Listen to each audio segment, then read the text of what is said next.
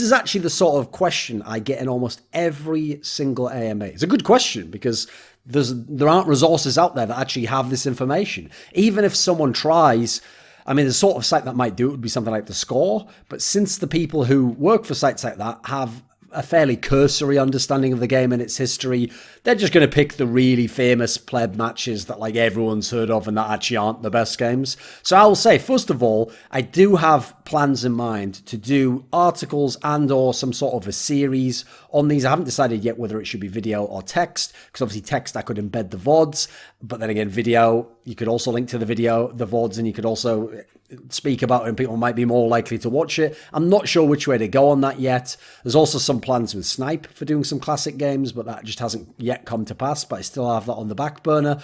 So for now, I'll just give you 3, and I'll give you a couple of reasons for each, and then we'll move on to the next question.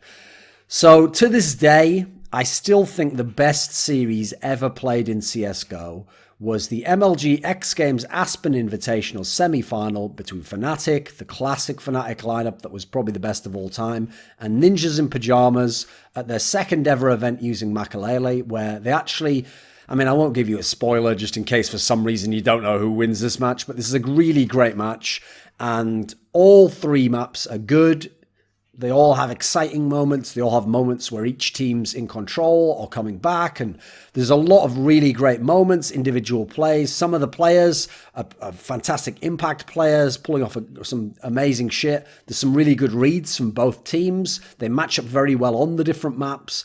And so I think it's just a classic series. Unlike most series, a lot of series people will recommend for you, they really just mean a map. Like one map was really close, or one map was overtime, or they see that every map was overtime or super close, like that Mouse Sports FaZe ECS season, would it be season 4? Yes, season 4 final at the end of last year. But actually, I wouldn't personally count that as like a classic, one of the great series. Okay, that's entertainment value and history. In terms of learning, I would probably say, I think a pretty good one, this works for entertainment value and history as well, would be PGL Krakow quarterfinal between SK Gaming and Astralis, where SK Gaming came in as a clear number 1 team in the world. They'd beaten FaZe a bunch of times. They'd beaten Astralis in a key semi-final at ECS Season 3. But Astralis managed, and the reason why I picked this for learning, they managed to, first of all, play a very intelligent game in terms of you could tell they had studied SK, and Device specifically had clearly studied Fallen's demos, and he repeatedly was able to pick off Fallen in spots where he was. In fact, I'll link to a video that Max Malit did here where he actually highlights that and shows you the footage. And time again, Device was able to basically pre-aim on spots that normally Fallen would have a really good chance at killing you from because he's such a quick-firing AWPer. So there's a second one I'd give you. And for a third one, we'll go old school for this one. So you're going to have to look it up on YouTube. It might not be as easy to find. But I'll say go and look for the semi-final of EMS1 Summer between Ninjas in Pyjamas, the classic Ninjas in Pyjamas, who had once been 87-0, but at this point in time, 2 or 3 months removed from that, but still an elite team winning most events, and still very rarely ever losing series. In fact, I think this was the second ever series they lost on LAN. And this was the series they played against Virtus.pro. No, not Polish Virtus.pro. This was the Virtus.pro that was made up of players who now are in teams like Hellraisers and Gambit. So you had players like Angel, you had Dosia, you had Dosia's brother Fox in this particular lineup. But what makes this one interesting is obviously that Virtus.pro core was the team that ended the 87-0 of NIP when they beat them in the upper bracket final and then also the lower bracket, in the grand final rather, of Star Series, I believe it was season 5, which was in, I think, around April of 2013. And even though it's the same core, this is when I think it was Adren got kicked out, and instead they brought in Guardian.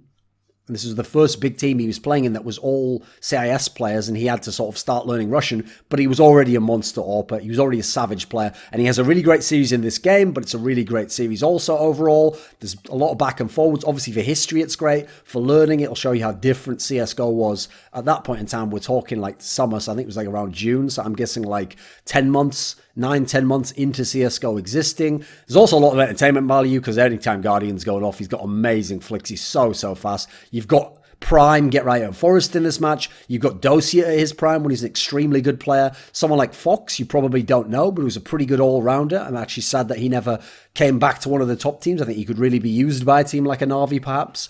And so, yeah, I think that's just a really cool one people won't know.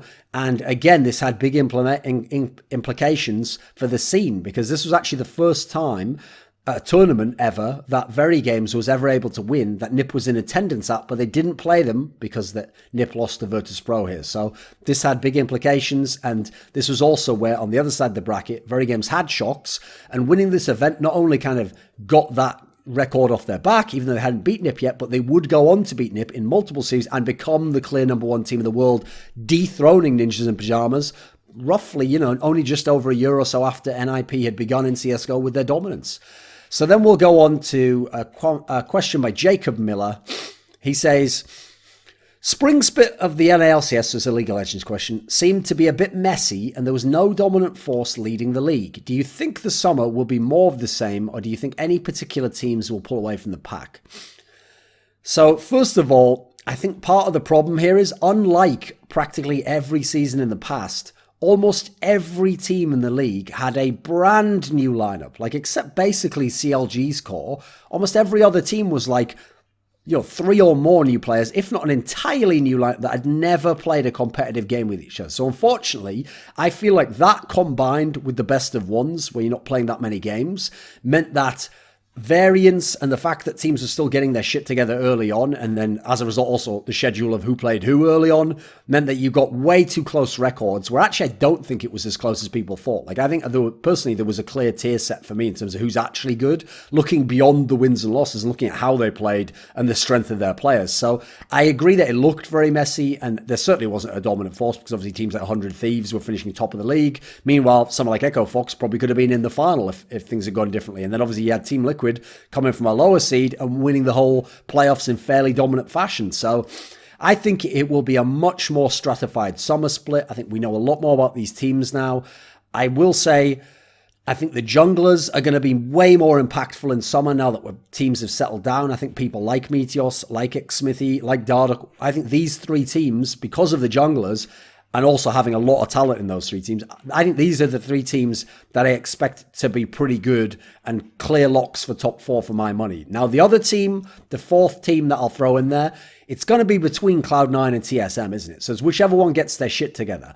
Even though I think Cloud9 are fantastic players, there's something a bit off about that squad for me, where I don't feel like they're going to be champions. So I'll say TSM actually gets their shit together, and in the summer, either Mike Young's more adapted, or Venomithi can carry some games. Bjergsen's figured out how to play with Mike Young. I think TSM joins that top 3, and we get a solid top 4, and it really depends on the meta at that point in time, because I can see it really going differently. Like, if the meta's bad for Huni, okay, maybe Echo Fox isn't going to be a dominant team, despite how good Dardock is. If the meta means that you have to be fabulous early in the game, maybe 100 Thieves are going to get a lot of their advantages taken away. Who knows? TSM obviously has such strong players that if Mike Young can get his shit together, they could be the best team in the league. I think Team Liquid is still your best pick, though, with the quality, with the team balance they have, with the track record they have. They're still, for me, the odds-on favourite to win this, but it's not as clear-cut, and I hope we have some fantastic series. So Alexander Rao says, favourite League of Legends coach and why?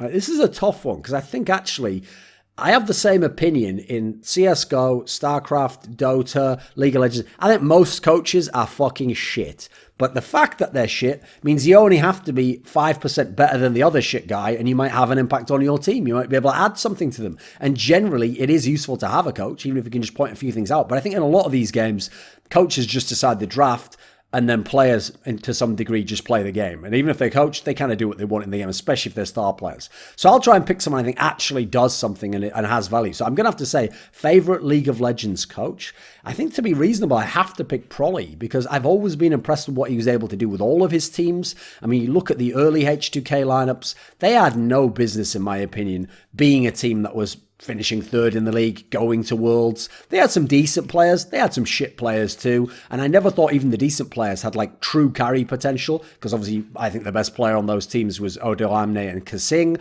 And then you can't really carry from support in the sense that we're talking about true carries. And at the time, obviously, part of Odoame's strength was to play the tanks. So I never thought he had the strong carry. So I was amazed by some of the results he was able to get over the years and some of the teams he was able to beat. Then he goes to their lineup with Forgiven and Ryu. I think they just lacked a strong shot caller in that team. Fantastic team, though. Fabulous squad. Underachievers, I have to say, even with the world's top 4 finish. Then you come to the next year when he had the fairly dodgy Korean bot lane. I thought this was something of an underwhelming team. I thought even the stars in the team, Febov and Jankos, didn't really fit together very well. So again, to be able to make the positions they did in the league, overall, pretty decent, I thought. To not qualify for Worlds, somewhat underwhelming, but I think Europe had gotten a lot stronger, a lot more parity. And now with the 100 Thieves coming in with a bunch of players who some of them looked washed up, some looked like, how are these going to fit together? And he's able to get to the final and accomplish something special. So I think you have to pick Prolly. He's someone who beyond the eye test and the results, you talk to the guy, he's incredibly articulate, he's pretty eloquent, he's quite funny as well. I think for me, humor generally suggests a level of intelligence because it requires some kind of self-awareness. You have to understand kind of the leap someone makes from what is currently the case and what would be funny if it was the case and the mechanism of how you get there. So generally just a really fun guy, really cool guy, very intelligent guy, has his own flaws. I think he trusts in players too much in sort of game 5 scenarios. That's cost him too many times. I'd rather he just kind of told them, no, just trust me, this is going to work for you. But I think he's a fabulous coach. And I think there are many, many more coaches who've won many more titles and had a lot more placings, so I think are much worse than this guy. And if he'd have had some of the Cloud9 or TSM lineups or G2 over the years, I think this guy would have a trophy cabinet with quite a few. And I won't say the most because I do think he has his own flaws, but you can be a fabulous coach without winning. Jerky's Minion, so long-time supporter of my Patreon, relative to how long it's been out, says, what is your take on Blizzard not publicly putting out the rulebook for Overwatch League? I think that is scandalous. Like, in a lot of the other things where they'll censor a word or they'll be a bit capricious in how they punish someone, you could maybe go with what people always want you to have, which is because people like the game Blizzard's made and they like some of the games they made when they were children and have nostalgic effect, they want to believe Blizzard never does anything wrong. They never do anything harmful or malicious. And so in a lot of those issues, in isolation, yes, you could say, okay, maybe it was just an honest mistake. Maybe it was ignorance. Maybe it was just silly or not enough forethought. But this, to me, is borderline malicious. Like, what would it serve you to not put out the rule book so that everyone can see and everyone can know that what you're doing is fair? Well, I've just kind of implied it, haven't I? If there's no rule book out officially, how can anyone actually know if your judgments are fair? How can anyone know if that rule even existed? You might add it after the fact and apply it retroactively. Now, you might say, that would be outrageous. How would anyone do that? The teams would report on them. That was done in League of Legends. Riot Games has done that. Made a rule and then applied it retroactively. Like, for example, the poaching rule to Chris Badawi, who, by the way, never actually poached any players, just tried to. So there have been numerous times where this has happened. So for my money, if you're a developer like Blizzard, like Riot, and you aren't trying to be malicious, you're trying to be a good guy, and you're trying to set rules and police them in the league, well, then go ahead and release your rule book. And to me, it's very telling that no other journalist in the Overwatch scene was able to get this rule book and release it. It was only Richard was able to release it. So again, we see you can't just have any old person taking these spots up, and you can't trust these developers to go ahead and make things public and have transparency. They'll talk all day long about the word transparency, but whether they'll give you real transparency is entirely another matter. In fact, half the time they say they give you transparency. That means I'll just answer your questions, but I'll still just put up a smoke screen of PR and you won't actually get any information. Now, another one of my long time, I believe he's a long time. Oh no, maybe it's from the By the Numbers podcast. But Andreas Snazore Westerlund says, what tilts you the most? Right, this is actually a pretty easy answer. In esports context, I would give a very minor one. Would probably just be when my favorite players are actually in good form and are still very good players, but for whatever reason they can't get out a good team. That can be quite tilting because you feel like they never get what they, I won't say deserve, but they don't get a chance to fulfill on their potential and to win the championships they could otherwise. But in general, in life, what tilts me the most is very clear. I've understood this for a long time. It's been part of my problem in life, my entire life. And it's something of an idiosyncrasy because it doesn't make a lot of sense when I logically look at life. But essentially, what tilts me the most is when things are unfair. As in, there are a set of rules established and you get punished by the rules. You get forced to adhere to the rules. You are told these are the rules and these are the parameters, but then other people get let off, or they have lighter sentences, or they aren't punished by the rules, or politics means that they avoid punishment, or they aren't held to certain rules and they're allowed advantages you are not allowed. I think that is what tilts me the most, because I don't care what the rules are. They can be as corrupt as fuck. As long as I know the rules and they really will be enforced universally and unilaterally, cool. Now there's a set of rules to this game and I can win the game if I stay within those rules. If the game's rigged against me anyway, or other people in life, yes, that tilts me. Now the reason why this is ridiculous is life itself is incredibly unfair, and hence every single system, political, social or otherwise, that you create tends to be unfair and have human biases, and politics and emotion comes into play, and all sorts of other factors that shouldn't be considered do come into play. So it is somewhat illogical to get tilted by it over and over again, because it's the way you should expect life to be. But I think it's just because personally my own set of morals and values that I live by, I aim and strive to be as fair as possible to anyone in the world. As in, I don't try to criticize people on things that I wouldn't want to be criticized on if it's someone I liked or I think is unfair to criticize people on in general. I try to hold people to a similar standard no matter who they are. So for example, even though at the time I didn't particularly like Cold Zero because he'd been quite rude to me and said a bunch of things about me, when he had that incident where he said a certain slur online, I defended him on those grounds, not in terms of he should be allowed to say it, but I gave some context to how he said it and defended him against the most vitriolic attacks, because even though I wasn't in a good standing with him at the time, long since mended those fences, I thought it was unfair that he would be treated in this particular manner, just as I would say the same if it was someone I'm more friendly with, as I have done in the past. So generally, that's probably what it is, and it's just my own way of living life. It doesn't align with how other people see the world. So another one of my long-term patrons is Alex Adams, and he says, I'm interested in how you model CS in your mind. If you were a GM of a CS team and you had a chance to construct a team of hypothetical players, how would you build it? Ignoring existing players and assuming the players you get are of similar quality to existing players, what kinds of players would you choose and what kind of style/map pool would you have them play? Apologies if this is too broad a topic. Right, the thing with this is I don't have one style of team I would want. And I also don't think there's one perfect model for a team. Like, I've made a model of the different roles before in terms of generally how they work. But even within that context, I pointed out that, for example, if you have 2 or 3 star aimers, you can slant the team towards being more skilled and have them be more on the star end of the equation, have less team play, but then you need really good team play from the 2 people you have there, the in-game leader and the sportive player. So there's lots of different ways we can go here. But then again, that's also based on pragmatism of who are the players available. I guess in this scenario where I'm giving you sort of archetypes or idealized types of players, I personally would choose a tactical team because I find them most enjoyable to watch. I think if you look throughout history, they tend to be the most consistent and to have the deepest map pools because they have this tactical understanding. So I personally would choose to have a star player in the vein of a Shox or a Nico. So fabulous aim, really good in clutches, someone who's pretty consistent overall, someone who can play by themselves and generally wants autonomy. And that's my star player as a rifler. Now, as a second star, I would probably want this to be an AWPer. So I'd want a strong AWPer, but I don't want to put all the emphasis on him because I've found generally, even if it is a Guardian or a Kenny S or a Device, when you put all the resources in them, first of all, when you're weak, you're not going to be able to get as much out of them. I realize in the case of Simple, he sort of flaunts that, but that's because it's Simple. He's the ultimate outlier. He's the faker of our game. So generally, I want it to be like a strong AWPer as my second star player, and I've got a strong rifler and a late game rifler. Now I can get someone who can take picks early, who can hold a spot fantastically as CT, who I can put resources into, but I don't have to put resources into him, and I can get a lot out of him. And I've covered the gamut. I can AWP you, I can AWP just one spot. I can allow him autonomy to go where he wants when I want to open the game up. And I've got this strong rifler coming in late in the round. Then for I consider the third role a hybrid role. You either take another star player and have him play half star, half within a team context without as much resources, or you take a player who's a fabulous supportive player with decent fragging, put him there. Maybe he generally rounds out the tactical element of the team and the team play component and lets the star players go crazy.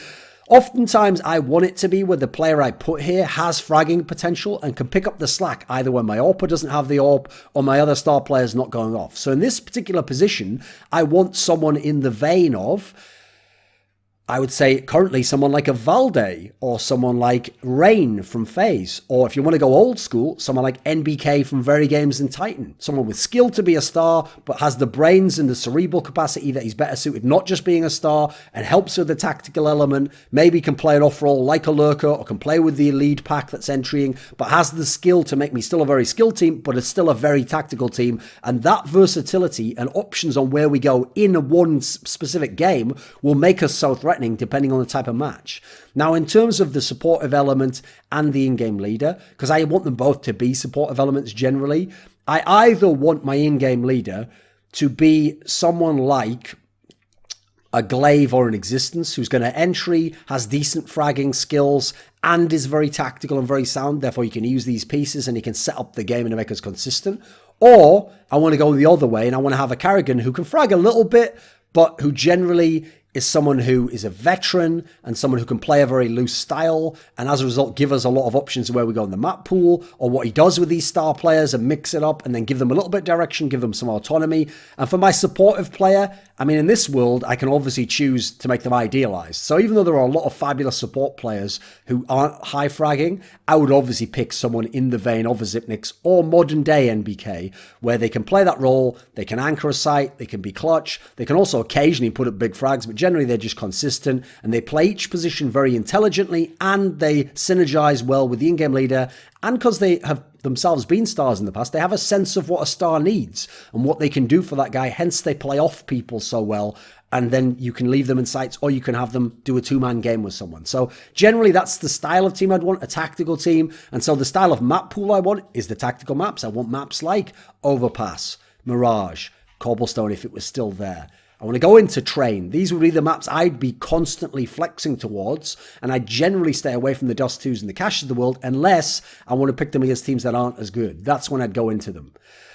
Now, Nicholas Howe, let's have a look here. How many more questions have we got? Fucking hell. Right, okay, we'll keep going. Nicholas Howe says, with the possibility of the SCOTUS striking down the prohibition on sports betting in the States, what would the esports landscape look like if that were to go into effect? So actually, this has happened since then. Obviously, he asked this question a few weeks ago. And this has already happened. So assuming it all comes into play and multiple states start to allow gambling of this type, sports betting will then mean esports betting automatically is enabled also, which will mean people like Esports Pool will apply for the licenses in America. If they get them, the amount of money that will come into esports will be massive. Because remember, these sorts of gambling sites, to some degree, if you run them correctly, are licensed to print money. You're making massive amounts of money. And so this would be a legal format, though. It wouldn't be like those illegal gambling sites of old in CSGO. So first of all, people like me, content creators, could get a lot more from sponsorships. Big events who are willing to take on legal gambling options would get a lot more money pumped in. They could put more on the prize money. They could pay more to people who are commentators. They could give better conditions for teams, and they could make more profits themselves. I think it would actually transform the whole scene. And while you can have your own opinion about gambling, in terms of the money, I think this would be a very healthy cash injection to the esports space. And I think it would actually be a great thing in general for all the knock-on effects it would have. Thomas Bushell says, with Liquid and Fnatic smashing their finals and looking really strong, do you think it gives us our best chance at winning an MSI? Right, so you obviously meant in League of Legends, and obviously MSI started. And then he asked something about the Conor McGregor bus attack, which I don't really care about and don't really have any. It's just hooliganism. Yes, that should absolutely be punished by the police. You shouldn't be able to do that no matter how good you are at punching people with your left hand. Right, so in terms of the MSI thing, I don't think these teams ever had a chance to win MSI. I mean, obviously they did, but it would be like 5% chance. Because the big problem with this MSI is, first of all, Kingzone is so fantastic. I don't care if they've lost best of ones. They're not going to lose best of 5 to practically anyone as far as I'm concerned. Maybe RNG could do it. And that's the other problem. Beyond Kingzone, then you've got RNG. And I know Uzi is a fucking monster and Zhao who's fantastic. And people really underrate Ming actually in their team.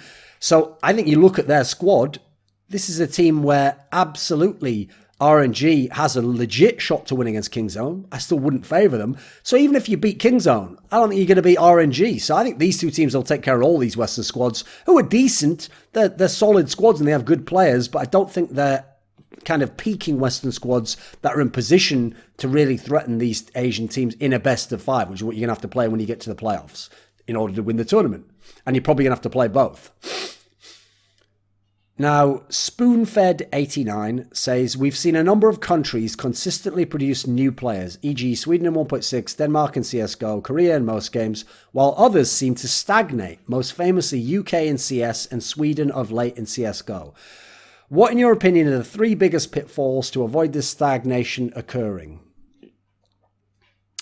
First of all, I think you've got to maintain a healthy grassroots scene if you can. Like, I actually think that the orgs that typically continue to get players from one scene would do better to send some of their good teams to some of these local tournaments and domestic tournaments and make sure they keep that scene healthy, because then the other teams get to have someone to gun for, they get to play against them, compete against them. Not only do you get to vet new talent because they've played against you, but they get to improve their level, they get to have a chance to get international relevance because people will look who's playing in Astralis at one of these tournaments, and you keep a healthy, fresh turnover of players coming through the scene, because scenes like Sweden and Korea and Denmark had LAN circuits and had tons of tournaments that were even for mixed teams and for lesser teams and tier 2 teams, and though the tier 1 teams and tier 1 players would attend some of these LANs. So I think that's a big problem.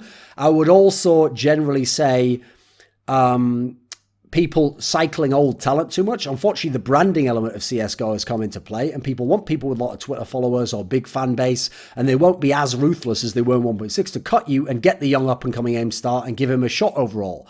Then beyond that, I'd have to say for a third thing, I think... what would be the third thing?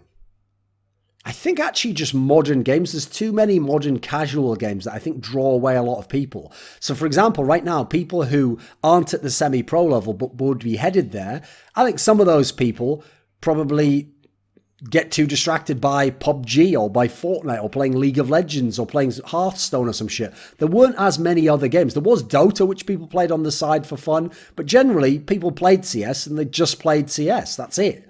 I mean, Pugs only came around like halfway into CS, so people were much more willing to just grind the game, whereas I think a lot of people maybe aren't as die-hard, they aren't as going as ham overall, so I think that's part of the problem. Semyon Kozyerev, how do you keep your passion in watching games when favourite players are retired and beloved teams are not good anymore? Do you have periods with more/less interest in watching the same game? It depends on the game, because if it's a game like Quake 1v1, I won't say Quake Champions, I don't like the game as much, but Quake Live, Quake 3, Quake 2, Quake 1, if it's those games, I don't really have periods with less interest. I sometimes just don't, in terms of work time, because I don't work in those games primarily, have the time to watch, but I always enjoy watching, and every era brings me something new and something interesting and something that connects in the past that keeps me excited. Likewise for CS, I will always be interested in CS. Me and Lurpus towards the latter days of 1.6 used to basically say this quite often, which is that when you really love watching Counter-Strike, when you have amazing teams and matchups, like for example, the Swedish SK Gaming versus the Polish, what now is Virtus Pro, but at the time was ESC, Frag Executors, I could watch those two teams play every month in a best of 3 to the end of time, pretty much. That's how great the matchups are and how they constantly evolve and get better and different, but still have callbacks to the past. It's a new chapter in a fantastic story. It's like watching fucking Legend of the Galactic Heroes. It doesn't matter, there's like 120 episodes. It's straight fire, and you like the character development and the nuance, but it still connects into a bigger story that's satisfying. It's well written. It's got cool kind of concepts to some of the characters. It's the same with these players. So I'll say for the big games, I don't lose interest. In fact, it's one of the reasons why when I hear people who've only been in esports for a year or two saying, CS has gotten boring. Nah, you've gotten bored with CS. That's the point, mate. CS now is better than it ever was to watch, if anything. So I think just for CSGO, it's not better than 1.6. So I would say that's actually the person projecting out their own internal state onto the world when that's not at all the state of the world. So I personally, I'm a lifer. I'm in this for the long term. As long as these games that I enjoy watching it, I can watch them as long as they want to go. So in terms of my passion for when favorite players retire and beloved teams are not good anymore, while I will say you can never replace exactly what a great player gave you, someone like a Real from 1.6 or Kogu or someone like Bisu or I Love Uv, you do get fantastic new great players who come along. You get Simple and you get, Flash, I guess. I was always a fan of MVP and Sue.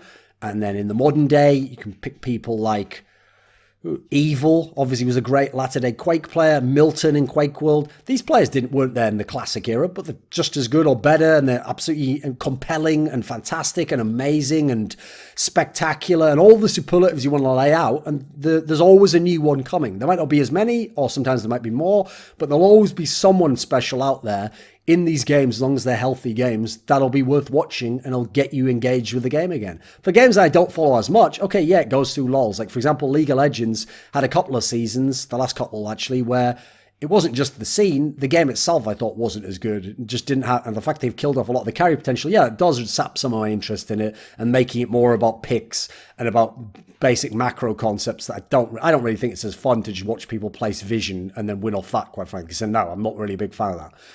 Now, Julian Atzlinger says, this is League of Legends related, if you were to publish an updated version of your top 20 lineups of all time, how would it look like roughly? Right, I actually should do this, and I think I will do it because I'll use the same criterion, I'll do it. Well, first of all, obviously there'd be some Western lineups of old that would get knocked off. I would guess off the top of my head, I don't think there were, I think maybe the Cloud9 lineup with High was in there, right? I don't know if that would still make it since we've had so many good Asian teams since then. I think someone like, obviously Fnatic 2015 would get right in there. I think there's a world in which, I mean, it'll sound ridiculous. This will obviously be very touch and go. Maybe TSM 2016 makes the bottom of the list because it was so domestically dominant and so good in the West. I could see a world in which that's the case. I think for Asian teams, you're going to have a whole bunch of squads going there. I think actually LPL being so competitive the last few years and the lineups changing mean that won't be as many as you'd imagine. But I think obviously someone like Kingzone's probably already going to be able to leap in the top 25 dominant they've been. I think someone like SK Telecom 2015 would obviously be right up there. Obviously, they might even be vying for number one spot. I don't think SK Telecom 2016 would make it in there, quite frankly. I think that's a lot more touch and go, but I'd have to look. Maybe it'd make like the bottom 10. So it'd definitely be interesting. I don't know if there'd be any other Western teams would make it though.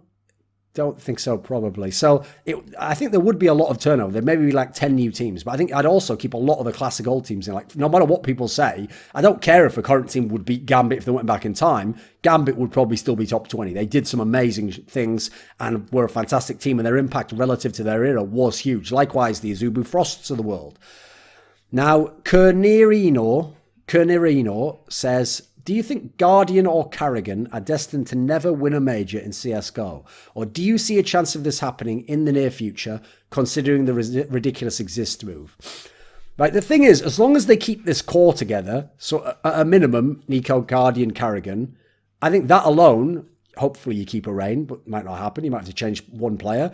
As long as you keep that core together, I think you're going to have a crack at all these majors. And I think you could come into a major as like the third or fourth best team and have a chance to win. So yes, of course you could win. Now, in the past of CSGO majors, you didn't tend to win the major unless you were actually a top two team going into the major. They tended to be the squads that won. Generally, there weren't that many upsets.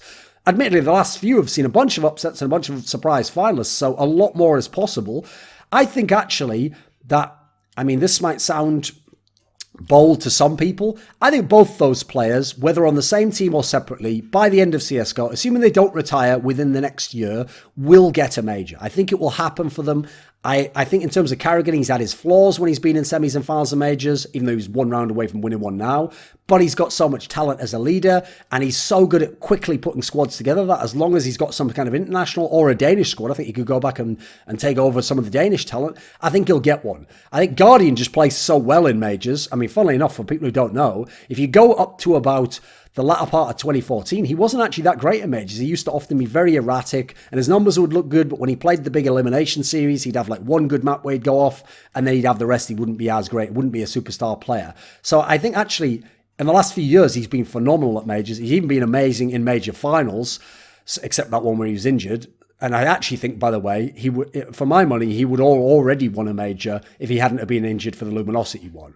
And obviously he could have won another major now. So the sad thing is, this guy really could have two majors already. I think he will win one. I am worried that he'll retire in a year or so, but I think he's such a good player, such a clutch player, that if he has the right team around him and a good in-game leader, and he's at least top 4 or 5 going into the tournament, he's always got a crack at it. I actually think both will end up with majors. I do think it would be a tragedy if they didn't, even though in the terms of karrigan, Obviously, there is a flaw there, which you could make a case maybe means he doesn't deserve to win a major. I don't know. There's people who've won majors I don't think deserve to win them, for Flaren, for example. Then you look at someone like Guardian. His flaw is just that he comes from Slovakia, and they're not going to have a team from that region that's going to be capable of winning a major, seemingly, at least at this point. Therefore, he has to play with international squads, and that's going to limit you a little bit more than if you can be an all-Danish squad. I mean, until we had the Gambit team win, every major winner in history had all 5 players from the same country as each other. I mean, understand that doesn't mean they're all from one country. It means each winning team was all from one country. Chat says, which do you feel... Oh, and by the way, in terms of the exist move, it's not enough to stop you having a very good team when you've got Nico, Rain, and Guardian, and your in-game leader's karrigan. So it makes you less powerful, but it's not even the end. You might get Olaf back, you might get another player. So I don't think that's enough to limit you entirely. As you saw, IEM Sydney. Chat, which do you feel is more difficult for a player to train, mechanics or tactical sense? Has there ever been an example of a player that was both the best mechanically and tactically within an era of his career? Right. The problem with that is tactical sense for just an individual player doesn't usually work because the tactician is almost never the star player. So I would say make it more like cerebral, like a thinker, someone who's conscious or who's got a great intuitive feel for make it more of the conscious aspect. They can't be intuitive, I guess. That's kind of unfair for this one. I'd make it mechanics or cerebral aspect. Now, I do think the easiest to train in terms of getting at high level is the tactical aspect. I think if you just got the right person and you're not an utter fucking cretin, I think if you had the right people and you applied the effort, you could become a very cerebral player who had a good understanding of tactics. And because you already have good mechanics, I think that's a much quicker route than having someone with a great sense for the game, but not that sick mechanically. I don't think you can get beyond a certain point mechanically. I think you can do a lot to set your shots up, like the Crims and Cold Zero of the world do, but you'll never be Simple or Nico, I'm afraid, or Kenny S. You'll just never have that level of mechanical skill, no matter what you do and how often you train, I'm afraid. That's why, actually, people like Kenny S can fuck around and not even train that much and still be utterly ridiculous in terms of their mechanical flicks. Now, in terms of has there ever been a player that was the best, like cerebrally and mechanically? The problem with that is if I'm making it like conscious in terms of cerebral, that's tough because I think someone like Shox has a fabulous intuitive sense and he was absolutely one of the best mechanical players, 2013, coming through in 2016. But in terms of actual mechanics and like really smart cerebrally, I can't really say I think there's ever been anyone who capped it out in that particular respect. I don't think that that's that fair. Because again, even Get Right to me was an intuitive player. I don't think there's anyone who's been like a world beater in terms of the mechanics who also had a really high cerebral component. I mean, someone like Rain comes close at the moment, perhaps. But even him, I'm not sure. I think he's like half cerebral, half intuitive. I don't think there's anyone who's like a mastermind who's done this. The closest you could come would be something akin to what Gob B was in 1.6, where he was a very strong individual player and could do a lot. He was an all-rounder, but he was also a tactician and one of the best tacticians and callers, and in a structured squad. That's pretty impressive. But other than that, no, it doesn't feel like it's fair to suggest there has been one. TMV23, who's actually, for anyone who wonders, someone who is part of the Esports earnings site, which has been a very useful site. This is one of those things, by the way, where when people are like, anyone could just look stuff up like you do. That wasn't the case for the first 10 years when I was working, by the way. You couldn't do that. So actually, you couldn't even look stuff up. And even if you can look stuff up, doesn't mean you know it. So TMV23 says, which era of professional Dota 2 had the most interesting meta in your opinion? Right. I don't think it's a coincidence that TI3 had probably the best of the TI finals, because I think that era was real fun, because on the one hand, you could play a slow style of Dota, you could definitely macro, you had the tri-lane, which I thought was one of the great evolutions in Dota. You could obviously play a bit of Rat Dota, as they did at times in that series alliance, good old loader, and there was a lot of options. I also thought that really was just a wide open meta in terms of the champions you could put, the heroes you could play, and it produced a lot of amazing games as a result. I don't always think that the meta has to be interesting in Dota, though. Like, a lot of people didn't like the meta they had at TI4, the one where famously Newbie won, and it was like the Death Ball meta. a lot of people didn't like that, but I thought some of those teams are some of the best we've ever had. There was obviously the newbie team, but then you have to go back. LGD was pretty good. Classic team that didn't get that far. One of the all-time greats, Team DK, one of my favorites. What a fucking all-star team that was. See, that's not that interesting a meta, but what amazing teams. So it's hard to know, does the meta inform that? Is it just we made good teams? I thought let me think, TI5 was the one that EG won, right? I thought that just was a fucking amazing tournament, and that year had some sick tournaments, and I loved watching teams like VeXii Gaming, Evil Geniuses, LGD to some degree, obviously Secret. I thought, so the meta was pretty cool then. I thought you had a lot of variety as to what you could do, and in fact, part of how EG was able to win was being able to have someone like the luxury of an Aoi 2000 who was able to play something like techies and other things that were able to force the bans in slightly skewed towards your favor and give you more options. By the way, though, I'm definitely not an expert on Dota, and I would never claim to be an analyst in that game. I just watch it for fun. This is purely a layman's opinion. Now, Pavel says, when designing a competitive team game, a developer can choose... Wait there a second. Can choose to create multiple characters and give each one special roles and abilities, League of Legends, Dota.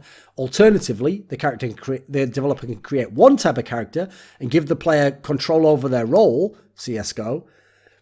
Overwatch is some kind of hybrid because you can switch roles mid-game. What are your thoughts on the pros and cons of gameplay under both frameworks?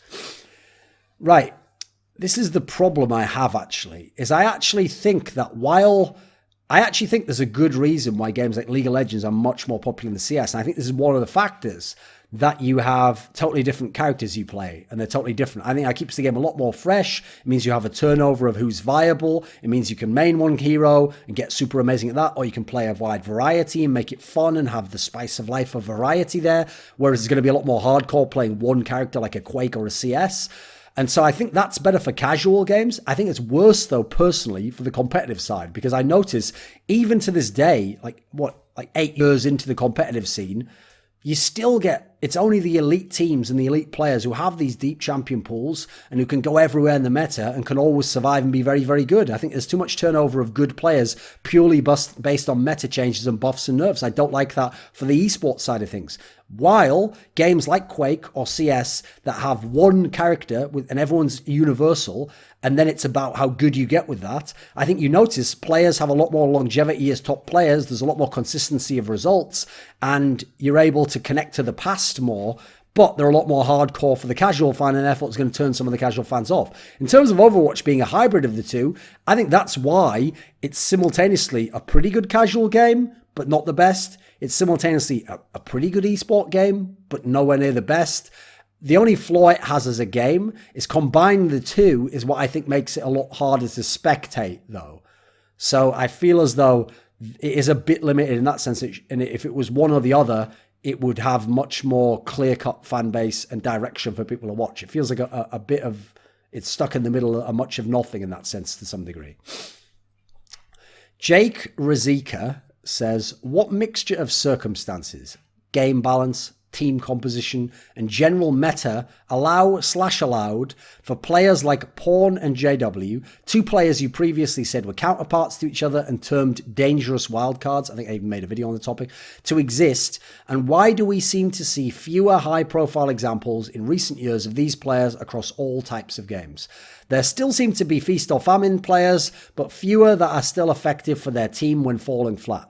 Right, in terms of games like League of Legends, I think it is the constant de-emphasis placed upon carrying and individual outplays and making it more about team components, about vision control, about macro, about how you group, about how you use lane priority. I think these factors make it so you can't really have these wildcard elements who are just doing crazy shit themselves and making nutty outplays or doing crazy shit. It's the same reason I think actually why someone like an Insec actually and MacNoon fell out of being great players overall, because this is some of the qualities that they brought. So I would say in those games, I think that's a problem. In CS, specifically for someone like a JW, and I would say to some degree, lesser degree like a Chris J, I think the flaw there is just the AWP nerf. If you had the AWP so that you could move quicker, but still do really fast flicks. I think you would see a lot more nutty shit from those guys. You'd also see, by the way, people like Kedius and Guardian be much more dominant players, which I think is where they deservedly should be. It's amazing that they're able to accomplish this much with the nerf. So I think that alone took away a lot from those games in that particular respect. And to be fair, JW at his prime not only had the pre-nerf AWP, he also had the OPCZ. And then he had amazing players on his team that balanced him out, so he wasn't just losing games to them even when he had his famine matches, as it were. Likewise, for Pawn, having amazing teammates balancing him out in Samsung White.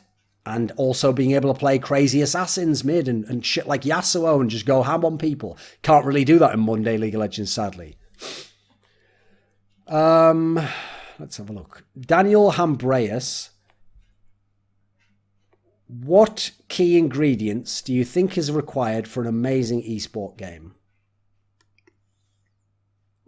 I'm almost certain I've responded to this in past AMAs. I might even have made my own video on it. I'll have a look. Basically, it has to, first of all, to get enough players, it has to be the classic poker thing, simple to start, difficult to master. So it has to be simple enough that it can have a casual base, but it has to have a lot of depth, either tactically, strategically, or hopefully mechanically, so that you can have amazing levels of play. I think CS actually strikes a balance very well in that particular sense. I think it also has to be easy to watch. So I think CS has a very simple concept, but again, has a lot of depth to what's possible, where something like League of Legends Overwatch is very poor in that respect. Quake is very good in that respect. StarCraft to some degrees is good in that respect. I think it also needs hopefully a global scene, if not a global scene, at least Korea to play it, but hopefully Korea and China and North America and Europe, so you get a lot of diversity of playing styles and cultures and little petri dishes of scenes that are evolving their own internal metagame, and then you have the global tournaments that bring everyone together. And I think it probably needs a game dev who tweaks, but not too much. I think games like Overwatch and League of Legends actually tweak too much. And so unless you have a really clear vision, like in Dota, I don't like it when you just fuck with the game all the time, because I think that reduces the quality of the games and how amazing the matchups are. Like, I think it's lame as fuck that in 2018, people are still like, how come half these teams can't macro or do vision control? Because they change the fucking game every single year. Like, it's ridiculous. They don't have the same concepts that we've developed in CS and been able to build on and make an amazing metagame like StarCraft Brood War had, because it wasn't updated for like 10 years. Let me see. So Thomas Bushell asked another question. Generally, I'm probably going to mainly have one question per time, but he asked about the Origin lineup, right? That only existed for one tournament. He means the lineup recently with Frog and Unforgiven. I'll probably do some content on that soon, so just look for that. Daniel Yordanov says, can you list a top 3 or top 5 of the best Counter-Strike 1.6 Crims-like players? We've all heard of the star names, but we rarely see people like FaZe celebrated despite their contributions to the team. Top 3 or top 5? Right, we'll start with 3 and we'll see where we go. And if I can do 5, I'll do 5. But I'm not, obviously I can't do like a 20-minute video. So I'll start by saying Tentpole. Now, he was someone who broke out with Forrest and Robban in that Big Rip team that won WEG Season 2. Not a Super Stack tournament, but still, they showed us something. Then he joined the Fnatic team of Khan, DSN. Obviously, Forrest came with him, which in their first year, 2006, which is the year he was in the team, wasn't winning tournaments, but they were always deep in tournaments. They were losing to NIP a lot. They were getting close in the majors, but they weren't winning, and they won the last major of the year, CPL Winter, and then he left the team. Then he went over, briefly played in H2K, but then went to SK Gaming and made SK Gaming a top 5, top 3 team in the world, top 2 at one point in time when the Fnatic era 2009.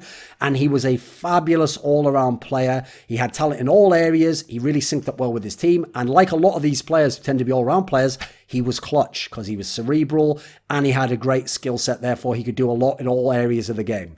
I think it's a shame he didn't play longer because sadly he retired at some point in 2009. He could have definitely played a couple more years. He's got to be up there. I think FaZe, who actually kind of took over his role in SK after that, I think he's a great example. Clutch player, good aim, consistent aim, great on pistols, great in clutches, great lurking, great rotating.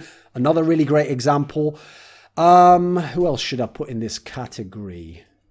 I think I've got to put I always considered Rambo from North America, even though he did have a high mechanical skill, especially early on. I think it's his all-around game and his intelligence and even his ability to sometimes team lead. Again, great clutch player, really consistent player, nice damage output, plays his angles very smart, synchronizes with people very well, has a good confidence level. I think he's got to be up there. Let's see, have I done 3 there? I'll see if I can pick a couple more out. Let me think who else we're going to pick for this. Oh, I would probably put Glow, the South Korean player, who came from Lunatic Eye, but not the good Lunatic Eye, and then was eventually in the We Made Fox team that actually was able to win a big international tournament, WEM 2010. He was an amazing clutch player. He's a player who, again, had consistency, had a decent all-around game. He actually could AWP sometimes, had good pistols, pretty good rifles, but wasn't some aim star. Generally plays most of the maps. Pretty good CT player, because he's good at clutch, he's a good retake player. I'll see if I can pick out one more for you, because I think I'm trying to pick one more, and I'm trying to keep it like a bit of diversity overall here as well. So I think for my other one, maybe we'll go with, I think I would probably say Zonic, because that's something I think of. Even though in the early days, 2005, he was an aim star, by the time you get to 2007, 2008, 2009, his really great MTW teams, he's an all-round element in the team. He's not one of the stars of the team, but he's good in clutches. He knows very, very well how to synchronize with AVE and the tactics that you want in the team. He's a player who brings consistency. He's great when a round breaks apart and you have to make decisions in 2v2s or 3v3s. He's really consistent. He does big plays in big games. I think there's a good 5. That's a pretty solid one, I think, from 1.6 of Crim's type players. Robin Muller says, do you think there is any possibility to make online games interesting in CSGO, or should they be removed entirely? Right, the flaw here is the dichotomy, because I don't think you can make online games interesting in CSGO, I'm afraid. There's just too many good LANs, and that's what makes online games not interesting. What made online games in Cal Invite, for example, in North America in the first half a decade of CS 1.6 amazing was you only had North American teams playing at big LANs every 4 to 6 months. So as a result, if you wanted to see the best American teams play each other and play at all, you had to watch the online games. So we don't need that anymore. We've got LANs every month now. In terms of should they be removed entirely if you can't make them interesting, that's the flaw. A lot of people naively say, remove the online games, and they don't seem to realize there are a lot of companies who don't make much money or in fact lose money putting on LAN events. So having an online league is a way to have very low logistics and costs, but make money and get big sponsorship in and get broadcast rights sold and make money for your company. So I think it's essential for the tournament organizer. We have online leagues. I think it's essential for teams, because now if you play an EPL or ECS, you have a guaranteed number of games. I can sell my sponsor that my team will be in the top league for this many hours, this many games, no matter what, whether we qualify for the LAN or not. That's not the same at LANs. You go to a LAN, if you're G2 with that NBK lineup, their first LAN, they lost 2 best of ones and they were out. You don't get much exposure there. Your sponsor's not really getting much for his marketing dollar there. So I think that online leagues play a very important role in the CSGO ecosystem, especially because we don't have franchising and these other things that might shore up teams and their revenue. I think it's important for the tournament organizer and for the teams themselves.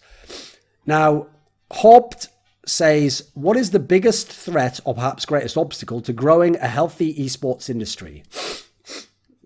For my money, it's compromising to what you think is needed to make a quicker, accelerated leap to the mainstream. If you think you have to make it more like traditional sports, or you have to dumb it down to get more players through the door, or you have to kowtow to identity politics and social justice warriors, these things will erode the quality of the game. They will erode the quality of the league setup. You'll get dog shit like the Overwatch League format, which is terrible, and the NALCS format, which sucks. Instead of what we have in other games, you'll end up with people not being able to be themselves and have such personalities, whereas I think we should go more the MMA route and market it for adults and have these edgy personalities, because it'll be so unique and so cool, and it'll make esports like the equivalent of like Ready Player One for people. People will aspire to be great in these games, and it'll be what the young like gamer youth wants to do. So first, personally, generally, compromise is the biggest threat. You don't want to gamble everything just to try and get bigger. It'll get bigger if it's good.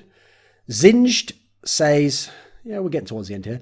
Zinged says, are there more scandals in the Overwatch scene compared to other esports? If so, what are the reasons? As it seems to have had more scandals in a short period of time comparing to other scandals in other esports. It does, but that doesn't mean there's more incidents of fucked up shit. It's just that more scrutiny is put on them because Blizzard is cow-tied to the identity politics crowd. As a result, you've got more idiot SJW types in the game as fans who are going to go berserk over any small thing. And everyone just picks up on and there's more spotlight on all the things the players say and do in the games and on social media. You have some crazy statements. I've seen some mega edgy jokes that would get someone fined in Overwatch that in CSGO, no one even cared about. I mean, I know I've got in trouble for some of them, but some of the other ones, as long as you're a player people like, an NBK, whatever, to some degree config, you can get away with these things. And I think that's cool. I'm glad that's the case. So I think it's more the scrutiny that's shined upon them. And as a secondary factor, you have to feel sorry for some of the Overwatch pros because most of them weren't in a big scene in Overwatch before, so they don't have experience of it. And a lot of them come from TF2. They don't come from Counter-Strike or Quake or League of Legends. And so as a result, they've gone from being in an incredibly niche scene with a very small viewer base and no professionalism or big circuit to being thrust into the top level of scrutiny and professionalism and massive money dollars. And then finally, you have to add in that since so many sports franchises have bought into these teams, you now have ridiculous internal standards which get people fired or fined that wouldn't back in the old days. Like the fact that Golden Guardians fired Loco for what's not even really a big offense, quite frankly, if you know the circumstances of his, unnecessarily a little bit bawdy things he said. That shouldn't get you fired from a team, quite frankly. But if the Golden State Warriors are behind your team, it might, sadly. So, Hands on Keyboard says, how do you fix the C9 LOL squad as Jensen seems to be the only consistently dominant player, but once playoffs comes around, people who fans and NA analysts think of as star players like Smoothie and Sneaky seem to slide into obscurity, and as such the core has went from 2 finals, one very close one, to losing badly in 2 quarterfinals. I'm with you, dude. Like, we seem to be in the minority in that we actually acknowledge that Jensen's godlike and the rest are like good to somewhat good, to good but stable but not stars, and really they only have 1 star, which is Jensen. So we're in the minority. Everyone else with the Impact lineup used to tell me every player was top 3, top 4 in NA, and with this lineup would try and claim most of them are top 3, or that, yes, Jensen and Sneaky and Smoothie are all perhaps the best at their role or contender for it. I don't think so. Like, I think Smoothie's good, but I haven't seen that many big playoff performances from the dude, quite frankly. Sneaky's pretty good, but I don't expect him to be a main carry or best AD carry in the league. I think whenever he's the best AD carry in NA, says more about the other team's compositions and where AD carries at the time, if it's like some support cleanup meta.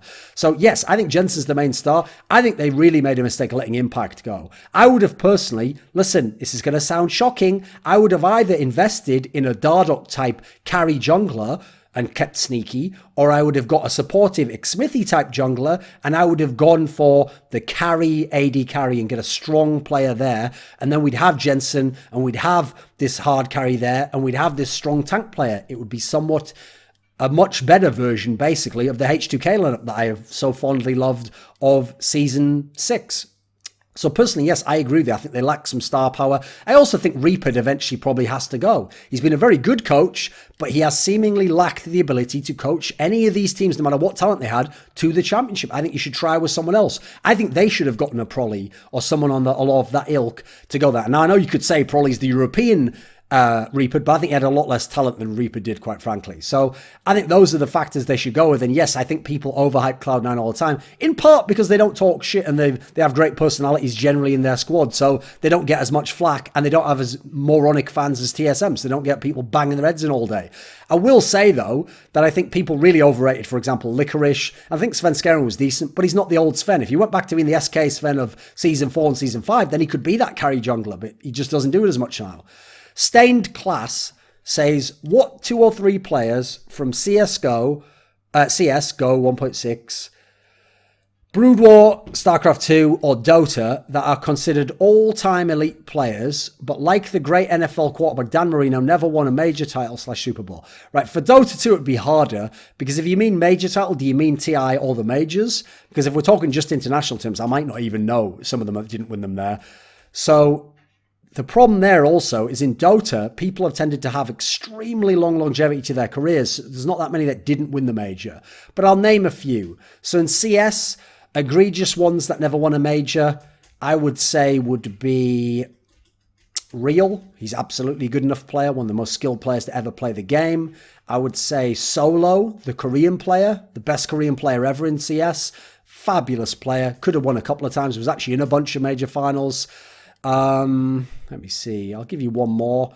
You got to say Valet, because even though I do think he was overrated as a star player, he was a good in-game leader at times. He had a lot of longevity. He was in something like 4 or 5 major finals and lost them all at times in the early days. For example, 2004, he was actually a good enough star player to have won them. I think in StarCraft, so obviously in StarCraft 2, I've got to say Sue, haven't I? Because this guy's a godlike player. I think if he'd even won just 2 of the majors, I think he'd be a candidate. He might even be the best player of all time. Fabulous, fabulous player.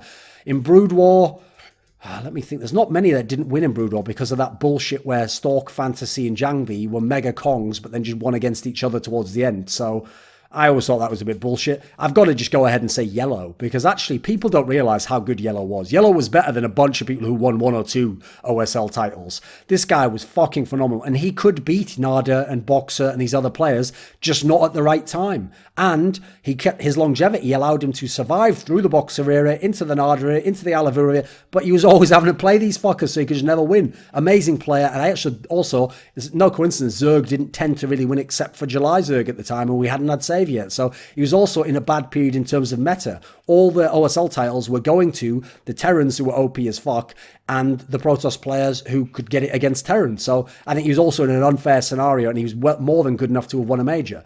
In Dota 2, for a long time, it was Eternal Envy. He was fabulous. I guess I'm going to have to say Arteezy, because he definitely has the talent level, and he's so consistent, and his longevity's there. But where are the major titles? Where are the TIs? They're just not there, are they? I think in terms of the other players, most of the other great players in Dota did get their title, I feel like, overall. So I don't really know that I can include anyone there. Firestar, we're getting to the end of the regular questions here, says, as you have watched young players develop over the years, what are some noticeable trends that you've seen in how young talent develops in the Counter-Strike scene? The worst one by far, and this is especially always plagued NA, but it plagues other scenes as well, is that young players with any level of talent, and by the way, talent's relative to the scene you're in. So you might have talent relative to tier 3, but if you try to play a star fragging role at tier 1, odds are you aren't good enough to do that unless you're the chosen few. So the flaw has always been for me that too many players with some talent think I should be the aim star because they're at a low level and they can do that. And they pattern their game on players you should never pattern your game on someone like fucking Guardian or Shocks or Fur, players who, the fact they can make their styles work at the top level is amazing. You're not going to be able to make their style work.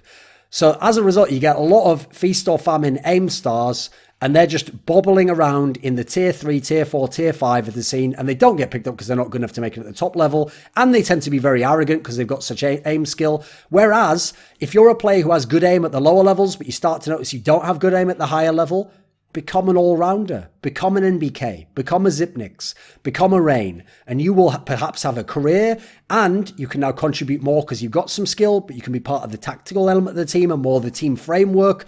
Likewise, players who have a smart mind for the game, but realize early they haven't got the raw ability, dedicate yourself to being an in-game leader. You could have a career doing that. Be a support player.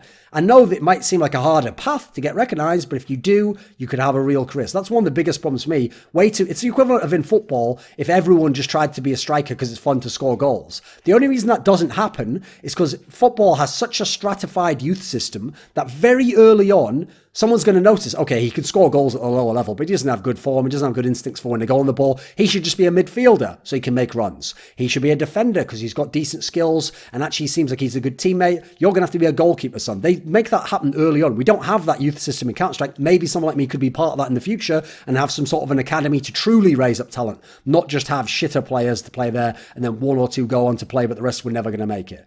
So the last question of the regular questions is by Jack Hanna, and he says, if you had to build a CSGO event with a blank check, where would you hold it? What talent would you hire? And what format would you use? I'll make this fairly quick because I often have answered questions like this. I would hold a tournament. I'm going to imagine all the other tournaments exist, so it's going to be in the context of that. I would hold a tournament that is a pure double elimination tournament using rankings of the world rankings. I'd have the top 16 teams. I would hold it in Denmark or Sweden. If in Sweden, Stockholm, or in Denmark, Copenhagen. I would have talent. I would personally go with a small crew, I wouldn't give everyone tons of breaks. I would have, I mean, I can pick anyone, right? It's a blank check. So I would have Anders and Moses, and I would have Henry and Sadikist. I think they're the best. I would have them all alternate in the games. In terms of the other talent, I would have me, because I'm going to make the show. I would have Yanko, he's the best tactically. And I would have Sponge, because I think Sponge has got a great combination between on-camera presence and tactics. I think to some degree, Sponge is a good hybrid between me and Yanko. I think me and Yanko are too far at the extremes. And I think Sponge is a better kind of hybrid between the two, which is why I think he works with both of us very well. But I also think he still tends to veer towards the tactics. But I think the three of us combined, cycling on and off the desk, because I'd have a 3-man desk, I'd have a host, and I'd have to... In fact, actually, fuck it. You know what? I'm the host for this tournament. So I get to have the banter, but I won't do too much tactics, and I get to set up the storylines, and then I have Sponge and Yanko doing it. I think that would be a fucking amazing desk. And by the way, I can kill it as a host. I know it's not as fun when you have to host every game. I'm not claiming I would be as good as Machine and those at that. There's a lot of stress involved. But if you've ever seen MLGX Games Aspen, where it was me and Fifth Lauren and I was the host and analyst, or you've seen that segment I did at ECS, I can do it when it's some segments. And so maybe I'd have Machine or Red Eye or Richard, and then we'd cycle on and off depending on the game, and that'd be a way I'd get on the desk more. And what format would I use? As I said, double elimination. I think for the grand final, it would just be you get to pick the first map. I think that would be the one I would do. And then you do the bans. You get to pick before the bans. That's a way to have an advantage, but not automatically win. I like that as an approach, right? These questions here are the ones that people asked in the past, but I didn't notice them. So Daniel Hambreus said, what is it that makes you enjoy esport and pretty much devote your life to it? Well, that's the thing. I actually never, almost at any point in time, have ever had to choose to devote my life to it. There've always been options where I could have quit, but I chose not to because I was still interested. And it's like what Christopher Hitchens says about writing. Some people, you are just drawn to it. You feel as though you have to do it. It's the thing you must do. And if you ignored it, would be like a siren voice that's always calling out to you that you'd regret not taking. So personally, I didn't have to devote myself to it. In the early days, I found games like Quake and Counter-Strike hardcore enough and really cool and amazing players, and that drew me in. And then a key element is when it got a little bit boring, I had to develop myself as a person and my interests outside of esports, which constantly looped back in to being able to see things that are interesting in philosophy or politics or world history, and then see how that would relate to how I could do something or set up an article or some content in CS or Quake, and I could constantly come back to it in that sense. And certainly it's helped that over the years I've been able to make a living doing it, and I can now comfortably support myself. Gianfranco Ingrata said, what are your top 3 favorite years of CSGO esports and top 3 favorite years of League of Legends esports and why? Right, I'm not going to go into insane depth, but I'll do it. CSGO, I will say 2013, because now you finally really got rolling. It wasn't just NIP. You had teams, Virtus.pro, Western Wolves, Very Games, who could compete with them. And it started to get really exciting. We had the open circuit still, and then eventually we got the majors. And actually we had a better map pool, because before the majors, we had our own map pool, the special editions, the VE, the CE. They were better maps actually than the standard Train and Nuke, etc. Then you had the team of Very Games rising up, one of my all-time favorites to watch. You had, I will go with 2015, because I think that was the most competitive year. You had the amazing teams, Envious, Fnatic, TSM, Virtus.pro. Then you had the underdog teams that were pretty dangerous, the Navis of the world, Titan, obviously, Cloud9, fun teams to watch. And for a third year, let me see, what will I pick for this? I think last year, we'll say last year, 2017, right? So at the moment, we've got a 2-year gap for each, because you had the SK team that was amazing. You had Astralis and VP early on. North looked good at one point in time. You had a lot of crazy underdogs. You had FaZe, the 2 different FaZe lineups emerge. You had a team like a Mouse Sports really prove the concept of an international squad. You had Immortals get kind of cool at one point in time. I think it was a fantastic year for competition, great matches. Wasn't as cool in terms of who won the majors overall, except Astralis, but generally I thought it was a pretty fucking cool year. And League of Legends esports. Okay, this is going to be easier. So 2012, because it was when the open circuit really hit its zenith and teams finally were professional enough and you had enough interregional competition. So you had Gambit and you had TSM and you had Azubu Blaze and Azubu Frost, and then later on Nige and Shield, and then you had World Elite come up. one of my favorite years. Likewise, 2013, because I think 2013 for me is, even though LCS came along, I didn't like that format as much. I loved the fact that it was a great balance between being able to have a tactical team, do some macro, have pick comps, being able to still play late game, like as Buble is one of my favorites, but also individual players could still carry, and crucially, the top lane was still a carry role. Flame, Macnoon, Shy, Soaz, you could still, Voyboy, you could still carry in the top lane. I thought that was fucking awesome. Let me see, 2012, 2013, and 2014. It was, even though it had become more of a macro era and more late game, as you see with Samsung Blue being so successful, EDG being so successful, you got some amazing teams, and you still had those sicky early game teams like, to some degree, OMG, like Samsung White, who could still threaten you early game. And you had the SK Telecoms out there mixing it up. You still had some pretty cool teams in Europe. Alliance came along. You had the Cloud9 lineup was still very good. I thought that was a pretty fun year. So actually the 3 League of Legends years are all in a row. And funnily enough, they're earlier on in the LCS era, which I think says something about how the game's been balanced. Raw Dota says, do you think there are any solutions to the awfulness that permeates communities like r/Dota 2, for example? Yes, it's called moderation. Well, there's 2 things. Moderation, as in, that doesn't mean censorship. It means just remove stupid low effort posts and comments. Those don't need to be there. There definitely doesn't need to be like really abusive stuff. I would also say personally to turn on thumbnails, because not having thumbnails on videos, I know provably gets them less hits, less attention. And so there's less interesting content there. And that's why you don't have a lot of good content creation in Dota 2. Final question of the ones that I'd missed out on is Fisu, who says, the fact that esports games are owned and maintained by for-profit corporations makes the field fairly distinct contra many other sports. He basically means like game developers own the IP rights, whereas, you know, in theory, a board like FIFA takes care of football and hopefully isn't for-profit, even though they're obviously corrupt as fuck. Do you see this as a problem for the development and future growth of esports? And if yes, how do you think the field will cope with the problem? Yes, this is a massive hurdle. It's already started to affect games like League of Legends and Overwatch, and to some degree Dota 2. And I do think it's a big problem because these game developers tend to know fuck all about how to run esports games. But I do think there is light on the horizon. I'll do a video about this because I think eventually when it gets big enough in terms of the money that teams have invested and tournament organizers have invested and players are making, I think people will band together and they will do some sort of a legal action against the game developer to suggest that their performance in the game is what creates the esports dollars, and therefore they should have some sort of rights over that.